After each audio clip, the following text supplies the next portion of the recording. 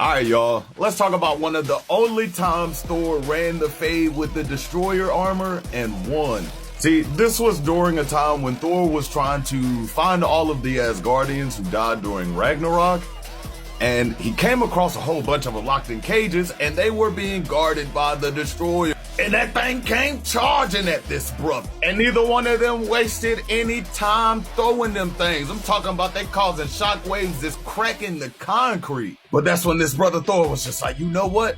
And he pulled that thing back real hard, charged it up. He hit this Destroyer with a backhand so savage that it sent sparks, lightning, and shockwaves everywhere.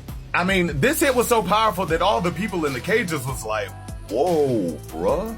But he won't done, because he puts two hands on this hammer and he start trying to cut the Destroyer clean in half with it. Do you know how hard you gotta hit something with a hammer to cut it in half? But the Destroyer won't have it, none of that. Yoke Thor little ass up, started charging up that cosmic energy. And it's at this moment, Thor was just like, this is gonna hurt. And well, yeah, it does. He starts blasting that man back. Luckily for him, he got Mjolnir and this thing can absorb and redirect energy, but still the concussive force sent this man flying. But this man is fighting for the lives of all of his Asgardian brothers and sisters. So he starts spinning up this hammer and he's just like, you gonna fall today, boy. And well, we see what looks like just a giant open space. We hear a lot of rumbling, and then we see these two fools fly out from underneath the ground. And Thor was just like, yeah, bruh. Now it's about that time that I show your ass what time it is.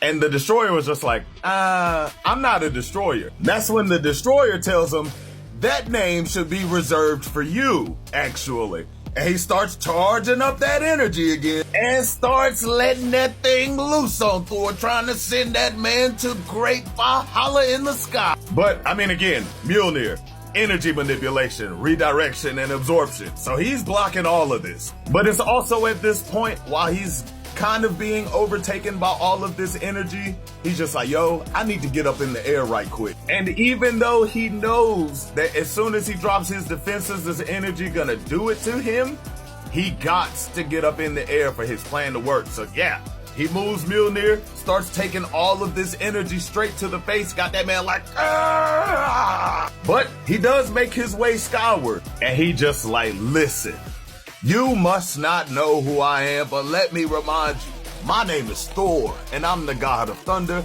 and I protect this world. But see, this is where you messed up, because today, I just so happen to be on a mission. My mission?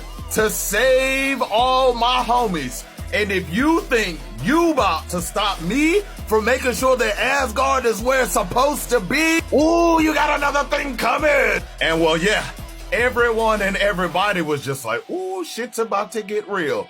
And as the Destroyer armor looks up at all of the lightning that is headed his way, I'm gonna go ahead and tell you it was too vicious for the comic to even show. Because the next thing we see is clear skies, followed by the Destroyer's demise as this fool lays down here in a giant crater. But there also just so happens to be somebody standing next to it. That person being one of the people that Thor just so happened to be looking for. An Asgardian known as Balder the Brave, and also Thor's other half-brother. Yeah, after Ragnarok, his soul somehow got trapped in the Destroyer armor, started driving him kind of crazy, but you know, it is what it is. Thor ended up freeing him. And with Balder free, Thor and Balder goes on to look for the rest of the Asgardians so that Thor can put Asgard back in its rightful place. But those, ladies and gentlemen, are stories for another time. As for now, Excelsior War Corps. I'm Amar Soti. I'll catch y'all later.